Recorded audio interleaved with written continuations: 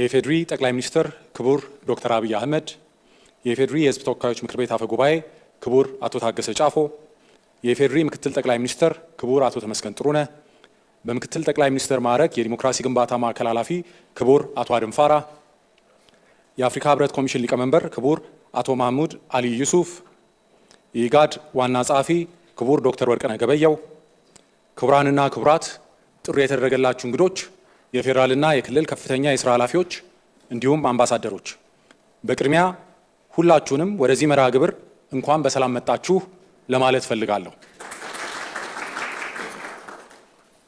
በሰሜኑ የሀገራችን ክፍል የተከሰተውን ግጭት በንግግር ለመቋጨት ዘላቂ ሰላም ለማምጣት ያለመ ቋሚ የጠላትነት ማቆም ስምምነት በሁለቱ ተፋላሚ ወገኖች መካከል በደቡብ አፍሪካ ፕሪቶሪያ መፈረሙ ይታወሳል። ይህንን ስምምነት ተከትሎ በስምምነቱ እና በኢፌዴሪ ህገ መንግስት እንዲሁም ሌሎች አግባብነት ባላቸው የሀገሪቱ ህግና ደንቦች መሰረት በትግራይ ክልል አካታች ጊዜያዊ አስተዳደር መቋቋሙም ይታወቃል። የተቋቋመው ጊዜያዊ አስተዳደር በክቡር አቶ ጌታቸው ርዕሰ መስተዳደርነት ሲመራ የቆየ ሲሆን ይህ ጊዜያዊ መስተዳደር በአዋጅ 359/1995 መሰረት ሊያገለግል የሚችልበትን የ2 ዓመት የቆይታ ዘመን በቅርቡ አጠናቋል።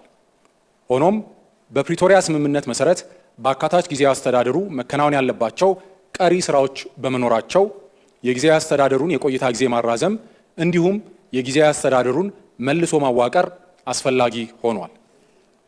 የዛሬው መርሃ ግብር በዚህ ሂደት እየተሰናበቱ ያሉት የቀድሞ የአካታች ጊዜያዊ አስተዳደር ርዕሰ መስተዳደር ክቡር አቶ ጌታቸው ረዳና ከዛሬ ጀምሮ ጊዜያዊ አስተዳደሩን እንዲመሩ የተሰየሙት ክቡር ጀነራል ታደሰ ወረደ መካከል የኃላፊነት ርክክብ የሚካሄድበት እንዲሁም ዛሬ ኃላፊነት ተረክበው ስራቸውን በይፋ የሚጀምሩት ክቡር ጀነራል ታደሰ ወረደ በኃላፊነት ዘመናቸው ከፌዴራል መንግስትና ከሌሎችም ባለድርሻ አካላት ጋር በመቀናጀት ቅድሚያ በመስጠት የሚያስፈጽሙትን ተልዕኮ አፈጻጸም በተመለከተ የቃል ኪዳን ሰነድ የሚፈርሙበት ስነ ስርዓት ነው።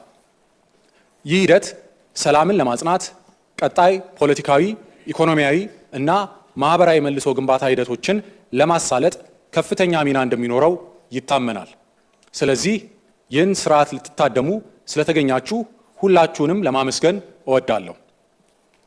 ከዚህ በመቀጠል ክቡር አቶ ጌታቸው ረዳ ለመርሃ ግብሩ ታዳሚዎች አጭር መልእክት እንዲያስተላልፉ ወደ መድረኩ ጋብዛለሁ። ክቡር ጠቅላይ ሚኒስትር አብይ አህመድ፣ የፌዴራል ጠቅላይ ሚኒስትር፣ ክቡራን የዓለም አቀፍ ማህበረሰብ ተወካዮች፣ ፕሮቶኮል እንደተጠበቀ ሆኖ እንደተባለው ከ2 ዓመት በፊት የጊዜያዊ አስተዳደሩ በሚመሰረት ወቅት የፕሪቶሪያን ስምምነት በተሟላ መልኩ ተግባራዊ ለማድረግ የገባናቸው ቃሎች ነበሩ። ይህንን ከማድረግ አንጻር እስካሁን የተንቀሳቀስን የመጣንባቸውና በትግራይ ክልል ውስጥ አገልግሎት ተመልሶ እንዲቀጥል ለማድረግ የሰብአዊ መብት ድጋፍ እንዲገኝ ለማድረግ በተቻለ መጠን ተፈናቃይ ወደ ተፈናቀለበት አካባቢ እንዲመለስ ለማድረግ የተጀመሩ በርከት ያሉ ስራዎች የነበሩ ቢሆንም የሰራናቸው ስራዎች የቱንም ያክል አዎንታዊ ውጤት ቢኖራቸውም በተሟላ መልኩ ፕሪቶሪያን ካለ ማሳካታችን ጋር ተያይዞ በትግራይ ውስጥ አሁንም ቢሆን ቀጣይ ችግር ሆኖ የቀጠለበት ሰላማችንን ጠብቀን ለመቀጠል የምናደርገው እንቅስቃሴን ብዙ ፈተናዎች የገጠሙበት ሁኔታ ሆኖ እስካሁን ቆይቷል። አሁንም ቢሆን እንደተባለው 2 ዓመት ያለፈው የጊዜያዊ አስተዳደር ፌዴራል መንግስት ለተጨማሪ 1 ዓመት እንዲቀጥል ውሳኔ ማስተላለፉ እንደ አንድ አዎንታዊ ተግባር የሚወሰድ ሆኖ ዋናው ትኩረት መደረግ ያለበት ከአሁን በፊት ጀምረናቸው ያሉ ነገሮችን ማጠናከር ያልተጀመሩና በተለይም ደግሞ ፖለቲካችንን ጭምር ከማበላሸት አንጻር የሰላም እንቅስቃሴያችንን አደጋ ላይ ከማስገባት አንጻር ትልቅ አስተዋጽኦ ያላቸው በመቶ ሺዎች የሚቆጠሩ ዜጎቻችን ወደ ተፈናቀሉበት ቦታ የሚመለሱበት ሂደት በፍጥነት የሚጠናቀቅበት ሁኔታ ልዩ ትኩረት ተሰጥቶት መሰራት የሚገባው ነው የሚል እምነት አለኝ። እንደተባለው የተሰሩ በርካታ ስራዎች አሉ።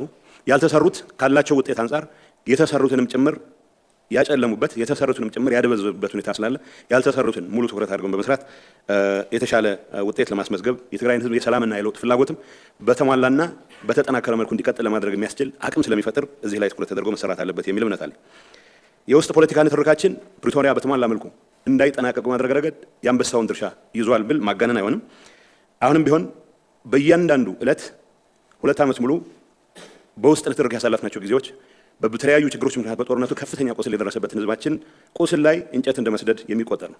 በአሁኑ ሰዓት በዚህ አይነት አካሄድ እንድንቀጥል የወሰንን እንደሆነ አሁንም ህዝባችን ለተጨማሪ ችግር የምናጋለጥ ስለሆነ ይሄ ህዝብ ከማንም በላይ ሰላም የሚገባው ህዝብ መሆኑ እንደ ማንኛውም ኢትዮጵያዊ ሊደርሰው የሚገባ የለውጥ ትሩፋትም ሊደርሰው እንደሚገባው ቀን በዚህ ጉዳይ ላይ ልንረባረብ የሚገባ መሆኑን ማስመር እፈልጋለሁ።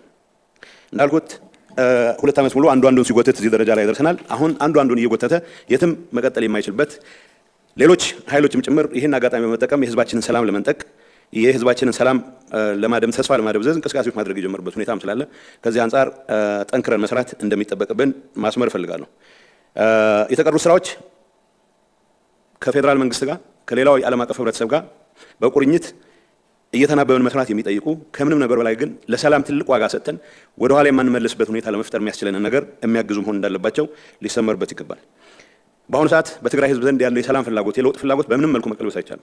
ይህንን ግምት ውስጥ አስገብተን የቀሩትን አሳይመንቶቻችንን የምንሰራበት ሁኔታ መፍጠር አለብን የሚል መልእክት ማስተላለፍ እፈልጋለሁ።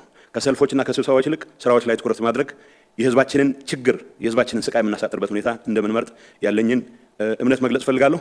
በዚህ አጋጣሚ እነዚህን ስራዎች ለመስራት የህዝቡን የለውጥ የሰላም ፍላጎት ተጠናክሮ እንዲቀጥል ለማድረግ የተጀመረ እንቅስቃሴ ውስጥ በቅን ልቦና በሁሉም አቅማችን የምንረባረብ መሆኑን እኔም በግሌ አቅሜ የፈቀደውን ሁሉ የምሰራ መሆኑን በዚህ አጋጣሚ ማረጋገጥ እፈልጋለሁ። አመሰግናለሁ።